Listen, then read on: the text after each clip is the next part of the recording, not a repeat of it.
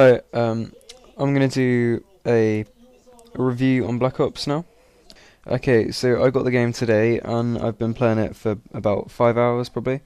I've tried the campaign, the zombies, and the online. I've been playing online and the zombies with my friends, so I've got a good impression of what the game is.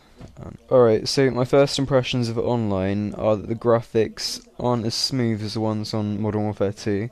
There are still some glitches, such as knives. Like there are a lot of bad knives. Like on the kill cam when we were playing earlier, um, two people ran at each other. One went behind the other, and he knifed him somehow, and he wasn't even on his screen. It was yeah.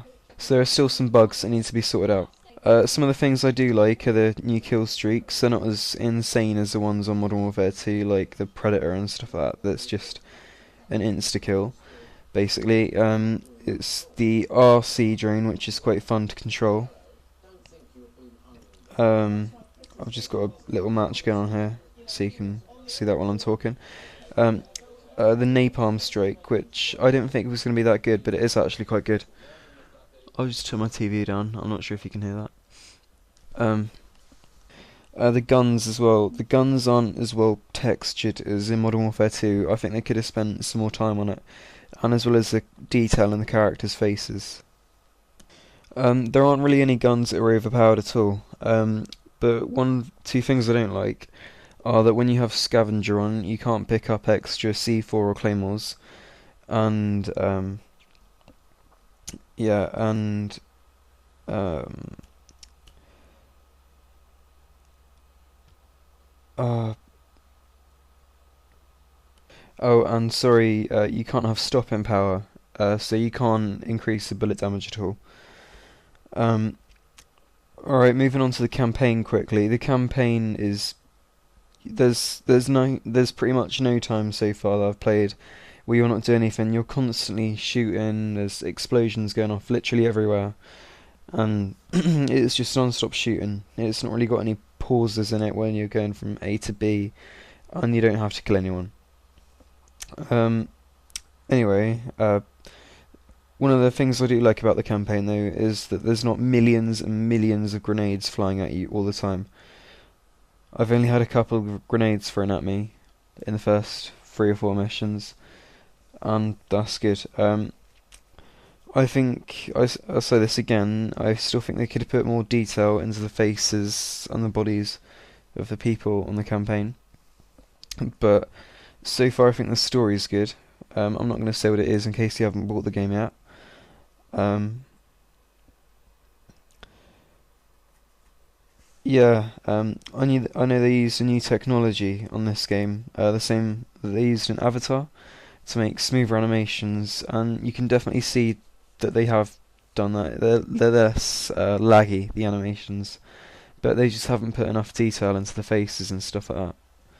Like you can really see like where the sort of stretch marks on their forehead, like where their head meets their body, or where their head meets their hair, even where they just haven't put enough effort in. Um,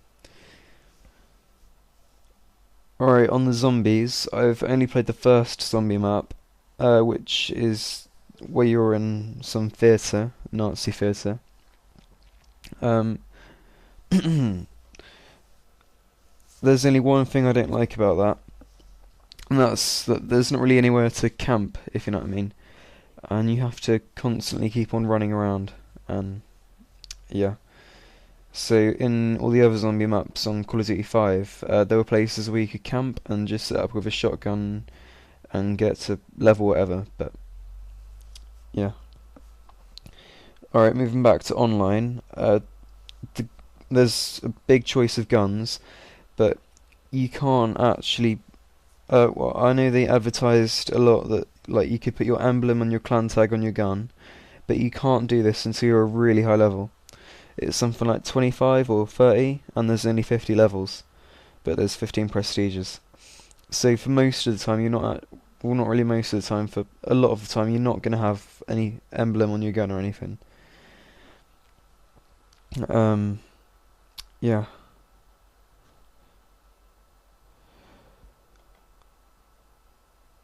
so we'll just watch some more of this gameplay still.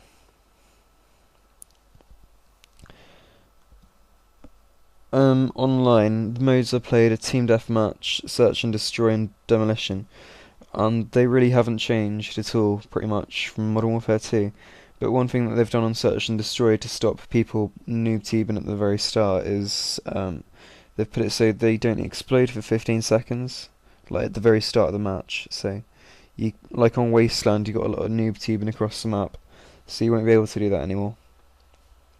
They've still got the host migration. So, like, when the host leaves, it gets a new host, and you don't have to go back into the lobby or anything. That's not really a big surprise. When you're in the lobby with your friends, you can leave with party, so they don't all have to individually leave. You can do something called, you can sort of test out weapons and things where you play against, like, the computer on Veteran on online maps, and you can use kill streaks and everything as well. So you can just test out kill streaks and things like that, and new guns and perks.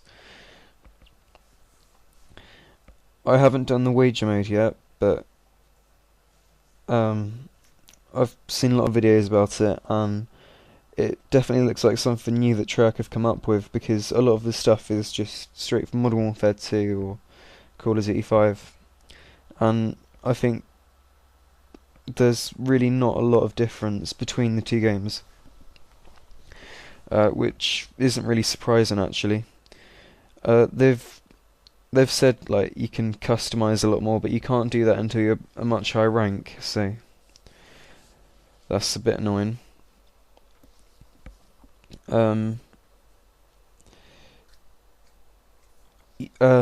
Some of the stupid things they put in as well is that you can't look at the leaderboard until you're level 13. I've got no idea why they've done that. But they've also made it easier to play with your friends, because you can just join people's like lobbies, pre-game lobbies. Like when they're not actually in a pre-game lobby, they're like sitting by themselves, if you know what I mean.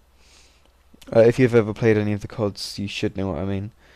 Like when you click Find Match on Modern Warfare 2, you have to be invited to a person's party, but on this game, like we saw in Call of Duty 5, you can just join.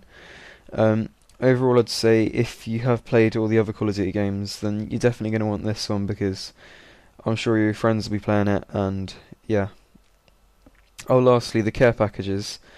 You can get 2 guns out of the care packages now, and they're a rocket launcher that I got, and I didn't really think much of it. It was quite hard to control.